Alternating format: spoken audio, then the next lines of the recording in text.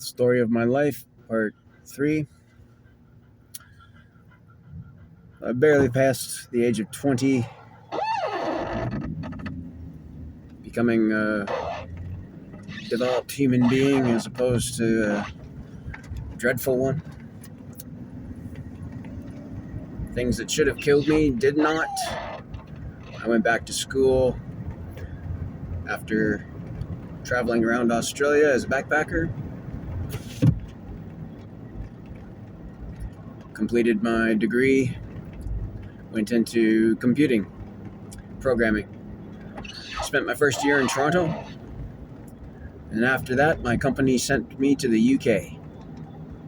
1 year out of university, and I'm traveling the world. It's pretty sweet.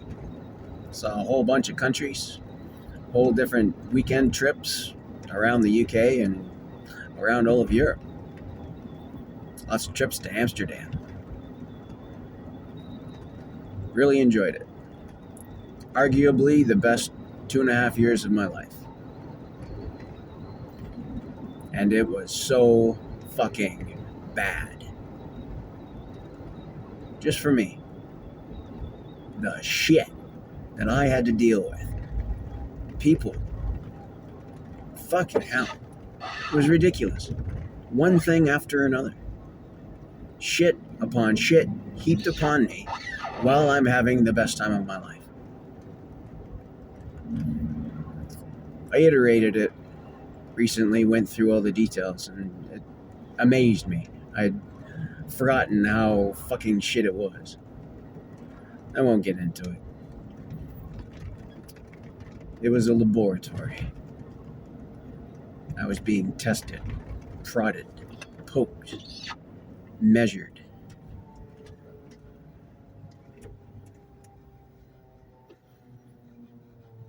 After 2.5 years, I had a partner, decided that I would be moving back to Australia. It was always in the back of my mind. It was actually going to be a toss-up between Vancouver and Sydney. The decider was that my partner, who was English, told me that she could not get a visa for Canada.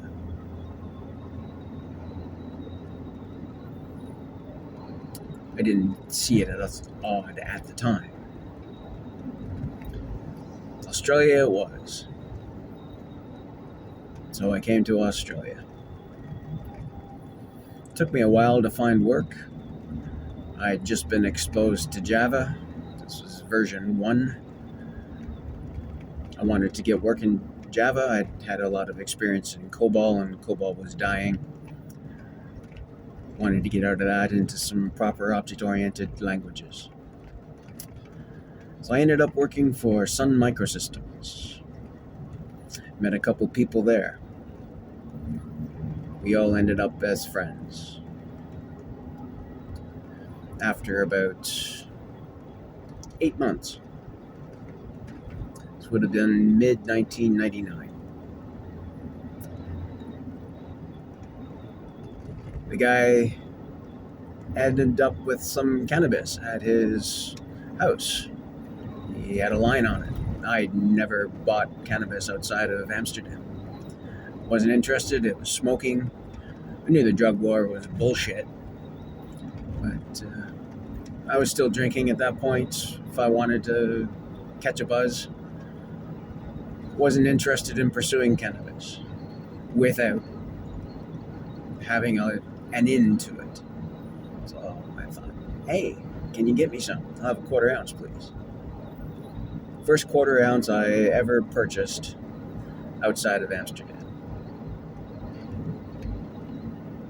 I had tried cannabis a handful of times before. And it was always in a social setting.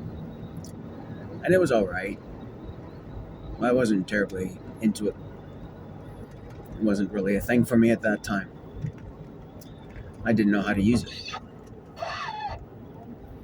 I got this first 1/4 ounce. And wow. there was an extra dimension to that first quarter ounce.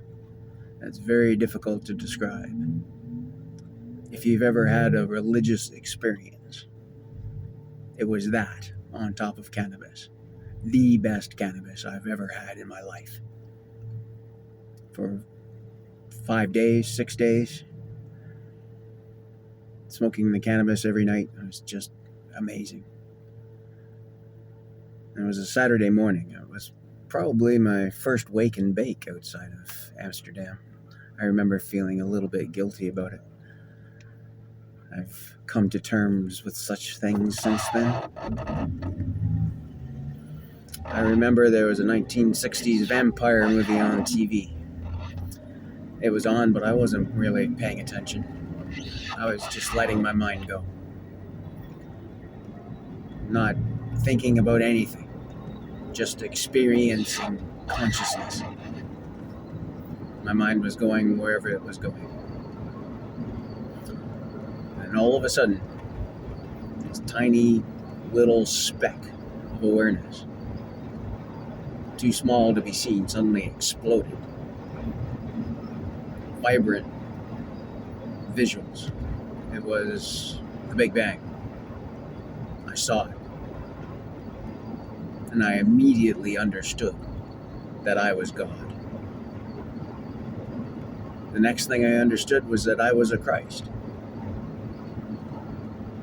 It wasn't something I chose to believe. It was something I just knew. And I thought, well, does that mean like Sunday school? No. That's not what it means.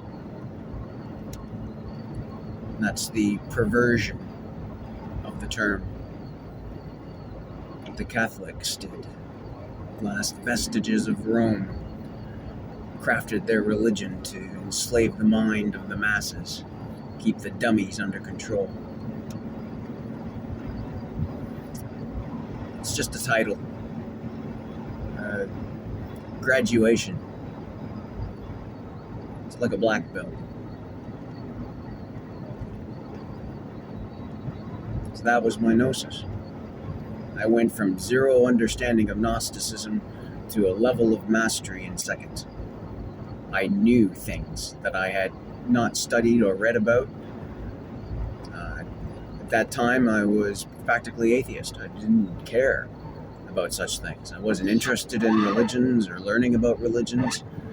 I learned as much as I'd wanted to learn, and I'd taken the best with me, and I was done with it.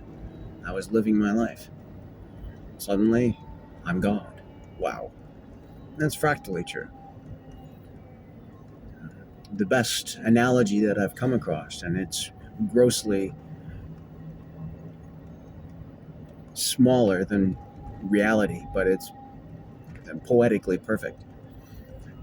Enlightenment is when a wave realizes it is the ocean. And that exactly describes it.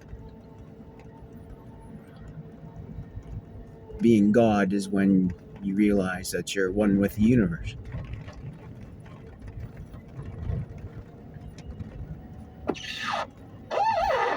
And I tried discussing this after about a year. I kept it to myself for a year, pondering it, working through it, finding as much as I could find in the infancy of the internet, information.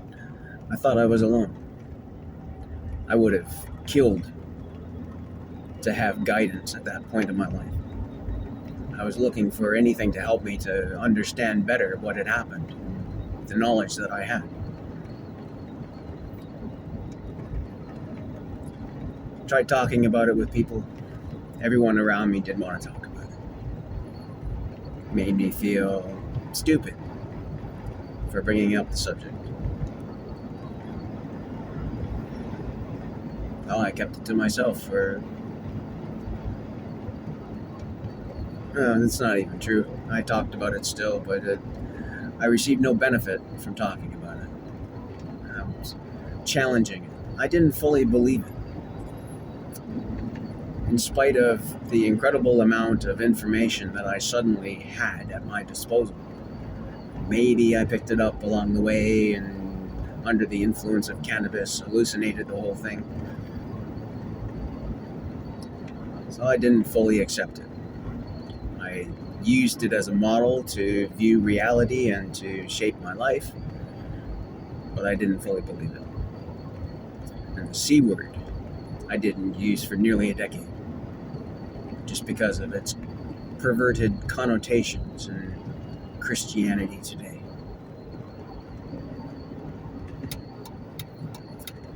After I finished that first quarter ounce, I immediately ordered another quarter ounce, expecting the same sort of thing. By that point, I understood how to best use cannabis. It's not a social drug necessarily. It's not its best use. Its best use is for introspection, delving deep.